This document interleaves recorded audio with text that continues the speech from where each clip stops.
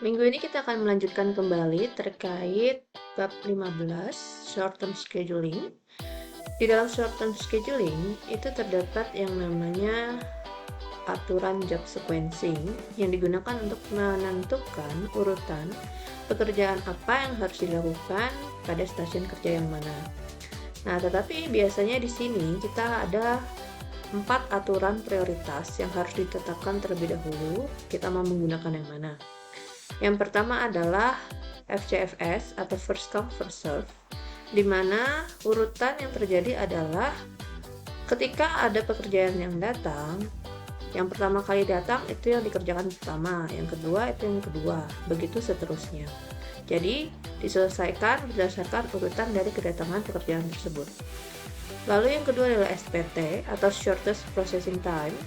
Di sini, kita akan mengerjakan pekerjaan dengan waktu proses terpendek terlebih dahulu. Sedangkan kalau EDD atau earliest due date, kita akan mengerjakan berdasarkan tenggat waktu yang paling kecil untuk dikerjakan terlebih dahulu. Berbeda dengan SPT, pada LPT atau longest processing time, pekerjaan dengan waktu proses yang paling panjanglah yang dikerjakan terlebih dahulu. Seperti itu. Jadi ketika ada pekerjaan, pastikan dulu aturan mana yang mau kalian gunakan. Nah, biasanya yang dilakukan adalah kita membuat perbandingan. Jadi misalnya, di sini ada contoh di example 5 kalian. Ada 5 job, ya, 5 job architectural rendering jobs. Ini sedang menanti untuk dikerjakan di Avanti SETI Architects. Nah, di sini diinfokan terkait berapa waktu yang dibutuhkan untuk menyelesaikan pekerjaan tersebut. Lalu due date-nya kapan. Okay. Nah, di sini kita mau mencoba untuk menggunakan pendekatan 4 prioritas tadi. Yang pertama kita akan lakukan pendekatan FCFS. Di sini ya, first come first serve. Nah, berdasarkan dengan data yang di awal, diketahui bahwa job A datang dulu, B berikutnya yang kedua, C yang ketiga, D yang keempat, dan E kelima. Sehingga urutan pekerjaannya itu akan disesuaikan A, B, C, D, dan E. Seperti itu. Nah, tinggal sisanya ini mengikuti dari job sequence-nya.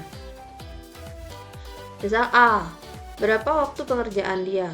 Jadi ini berdasarkan dari data ini. A 6 hari, B 2, C 8, D 3, E 9. Lalu berikutnya kita totalkan berapa sih total waktu pengerjaan yang dibutuhkan untuk semua pekerjaan tersebut. Ya, jadi total di sini adalah 28 hari. Lalu di sini ada yang namanya flow time. Flow time ini mirip seperti kalian mengkumulatifkan waktu pengerjaan.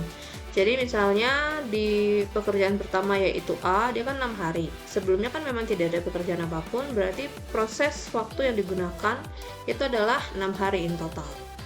Lalu berikutnya untuk flow time yang kedua, kita tambahkan dengan waktu pengerjaan yang pekerjaan kedua, yaitu ini 2 hari. Berarti flow time dia adalah 8 hari. Begitu pula dengan yang flow time yang ketiga. Di sini kita akan menambahkan 8 tadi ini dengan pekerjaan yang ketiga yaitu 8. Jadi 8 tambah 8 yaitu 16. Lalu berikutnya juga sama, 16 kita tambahkan dengan pekerjaan yang D yang keempat yaitu 3 menjadi 19. Berikutnya tambahkan juga 19 ini dengan yang E yaitu 9 jadi 28 hari. Jadi ini adalah flow time-nya. Kemudian kita totalkan jumlah flow time tersebut. Oke. Nah, berikutnya untuk job due date itu kan kita dapatkan dari data di awal. Seperti yang ini. Nah, ini karena kebetulan data kita memang A, B, C, D, dan E dan sequencing kita begitu. Jadi ya tinggal mengambil saja 8, 6, 18, 15, 23. Seperti ini. Nah, apa sih gunanya flow time? Flow time ini kita mau melihat due date kita itu sudah terlambat apa tidak. Makanya kita di sini menghitung yang namanya job lateness. Di sini misalnya flow time kita 6 hari, due date-nya 8 hari. Karena belum melewati due date, masih ada 2 hari sisa, berarti job lateness-nya pasti 0. Nah, berikutnya di sini kita lihat ketika mengerjakan yang B, flow time dia itu 8 hari, sedangkan due date si B itu adalah 6 hari saja. Berarti ada keterlambatan di sini. Jadi job lateness-nya adalah flow time dikurangin dengan due date. Jadi 8 kurang 6, yaitu 2. Kemudian yang C, flow time-nya 16 hari dengan due date dia 18 hari. Berarti tidak ada keterlambatan karena dia 2 hari lebih cepat justru, ya kan? Makanya job lateness-nya 0. Lalu berikutnya yang D, ini 19 hari sedangkan due date-nya 15. Berarti ada keterlambatan nih, yaitu 19 kurang 15 yaitu 4 hari. Kemudian yang E, 28 hari sedangkan dia itu due date 23. Berarti ada keterlambatan juga. Jadi 28 kurangin 23 jadi 5 hari. Nanti kita totalkan job lateness-nya dia yaitu 11. Oke. Lalu berikutnya ada 4 hal yang biasanya kita hitung untuk menentukan efektivitas dari si job sequencing yang kita pilih. Yang pertama adalah kita menghitung rata-rata pengerjaan yang dibutuhkan, waktu pengerjaan yang dibutuhkan. Jadi ini adalah total dari flow time kalian, yaitu di sini 77 dibagi dengan jumlah job. Job kita ada 1, 2, 3, 4, dan 5. Jadi bagi 5. Sama dengan 15,4 hari.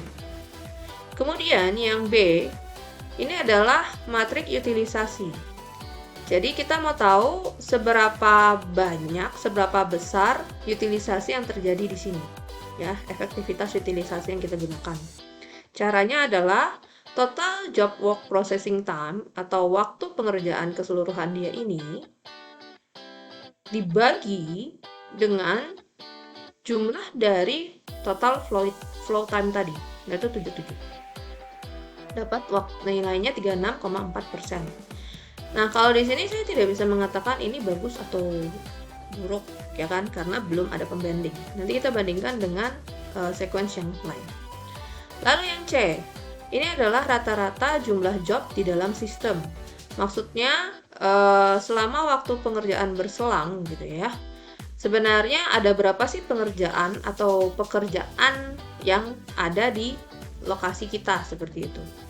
Jadi ini rumusnya adalah jumlah dari total flow time kamu yaitu 77 dibagi dengan waktu pengerjaan keseluruhan yaitu 28. Jadi 2,75 job. Dianggapnya seperti itu, rata-rata. Jadi di dalam sistem itu pokoknya dalam sehari itu ada 2,75 job. Lalu yang D itu adalah rata-rata keterlambatan. Caranya adalah total dari keterlambatan ini dibagi dengan berapa jumlah jobnya yaitu 5. Jadi keterlambatan kita rata-ratanya adalah 2,2 hari. Jadi ini adalah data yang kita dapatkan ketika kita menggunakan job sequence-nya adalah first come, first serve, ya, di mana urutan pengerjaannya adalah A, setelah itu B, C, D, dan E, seperti itu.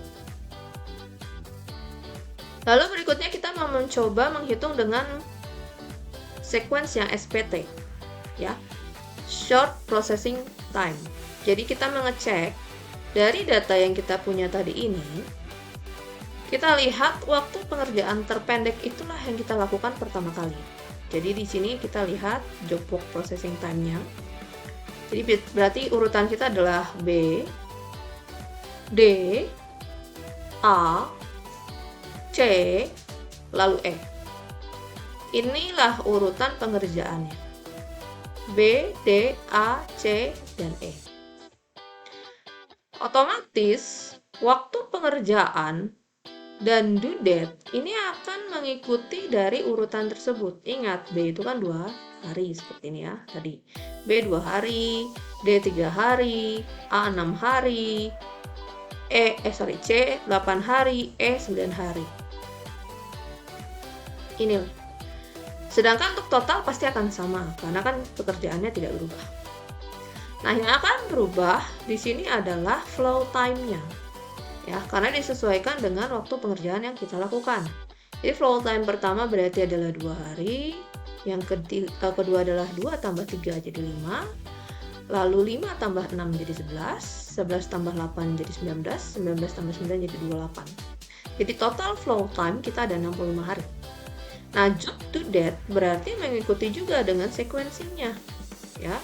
Tadi kan sequencing kita adalah B, lalu D, lalu A, C, kemudian E. Oke. Inilah yang membuat job to date-nya seperti ini. Nah, kemudian kita bisa menghitung job lateness yang dimiliki.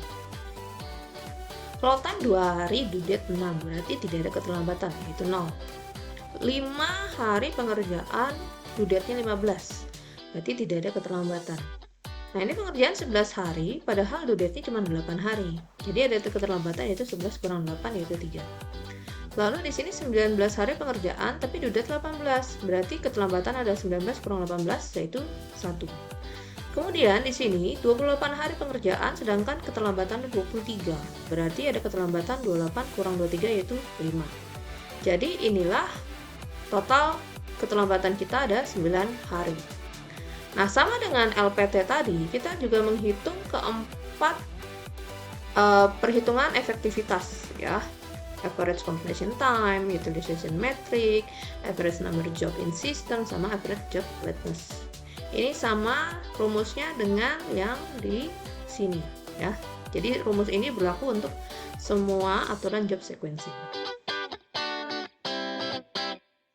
Berikutnya yang akan kita lakukan adalah melihat yang rules EDD, early due date. Ya, jadi EDD ini berarti kita mencari job dengan due date yang paling cepat dulu yang kita kerjakan. Jadi sequencingnya B, A, D, C, baru E. Ya. Jadi B, A, D, C, baru E. Ya, ini sequencingnya menyesuaikan aturan tersebut. Otomatis pengerjaannya juga menyesuaikan dari job sequencingnya. Oke. Total masih sama 28. Flow time masih sama sistemnya, ya.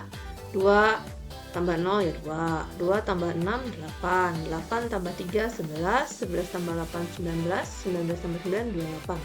Total flow time 68. Job to date-nya otomatis mengikuti juga dengan si sequencing yang dimiliki, ya. Nah, kita hitung keterlambatannya. 2 hari, due date 6, berarti nggak ada keterlambatan. 8 hari, due date 8, pas, jadi nggak terlambat. 11 hari, due date 15, tidak terlambat kan, lebih 3 hari. Kemudian 19 hari, due date 18, oh berarti telat dia, telatnya 19 kurang 18 yaitu 1 hari. Lalu 28 hari, dia due date-nya 23, berarti telat, 28 kurang 23 yaitu 5. Jadi keterlambatan dia ada 6 hari. Nah, sama dengan yang lain, kita hitung juga keempat ukuran efektivitas yang sudah ada di depan. Lalu berikutnya untuk yang LPT atau longest processing time. Nah, ini kan kebalikan dari yang CSPT ya. Kita cek dari waktu pengerjaan dia yang paling panjang yang kita lakukan terlebih dahulu. Jadi E, C, A, D, baru B. Oke, makanya E, C, A, D, baru B. Otomatis sekuensinya mengikuti. Untuk pengerjaan, waktu pengerjaan sesuai juga. Untuk flow time tinggal menghitung lagi seperti yang tadi, 9 tambah 09, 9 tambah 8 17, 17 tambah 6 23, 23 tambah 3 26, 26 tambah 2 yaitu 28, tinggal ditotalkan. Lalu due date-nya juga mengikuti dari sequence-nya ya. Kemudian tinggal menghitung keterlambatan dia, berarti 9 hari due date-nya 23, tidak terlambat. 17 hari due date 18, nggak telat. 23 hari due date-nya 8, oh berarti ini telat. 23 kurang 8 yaitu keterlambatan 15 hari. Lalu 26 due date-nya 15, ini pasti terlambat. 26 kurang 15 yaitu 11. Kemudian 28 due date-nya 6, terlambatnya 28 kurang 6 hari yaitu 22 hari. Jadi total keterlambatannya dia 48. Sama seperti yang tadi, kita hitung juga